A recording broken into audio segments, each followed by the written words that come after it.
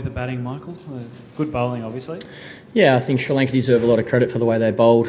They pitched the ball up and swung the ball in conditions that were conducive to that. But I think we let ourselves down with our shot selection and our defence. You know, probably the two areas where we let ourselves down. Michael, you said on the telecast that the changing of the team and that cost you momentum, and that this was an example of that.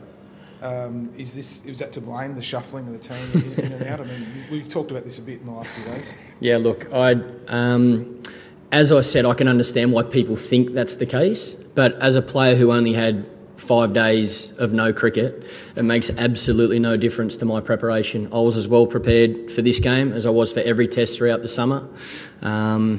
You know, I can understand why people are asking that question. When you lose, you put yourself in that position, you put yourself up for criticism.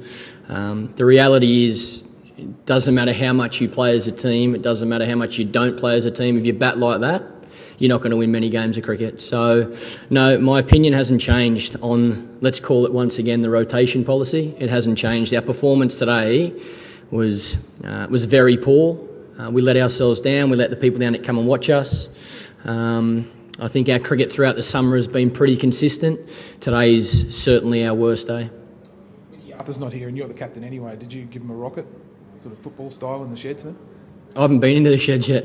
I signed autographs for the fans and I've come here, so I haven't even had an opportunity to talk to the boys, so I look forward to talking to them when I get back into the change room. But no, look, every player knows we weren't good enough today.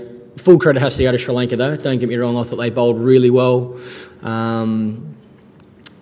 Yeah, we know we can't play like that if we want to be successful in this form of the game, that's for sure.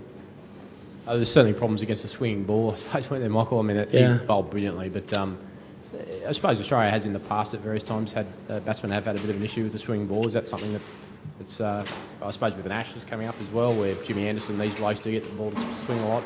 I think it was great execution of swing bowling, that's for sure. From the whole Sri Lankan team, they used conditions really well. I think the wicket had nice pace and bounce in it. I still think it was a pretty good wicket. We knew the new ball was going to be crucial, whether we were batting or when we started with the ball. Yeah, like I say, our shot selection was poor and our defence was very poor against the moving ball. Was there any reason after the break why Mitchell Johnson was on fire before the break there? Was there any reason why he wasn't bowled? He just obviously went for other bowlers, but... Yeah, I thought Mitchell Starc with a little bit more height. I was going to start with him and I was going to bring Mitchell Johnson back on, but Starkey got a couple of wickets, fortunately. It's just the way it panned out, yeah.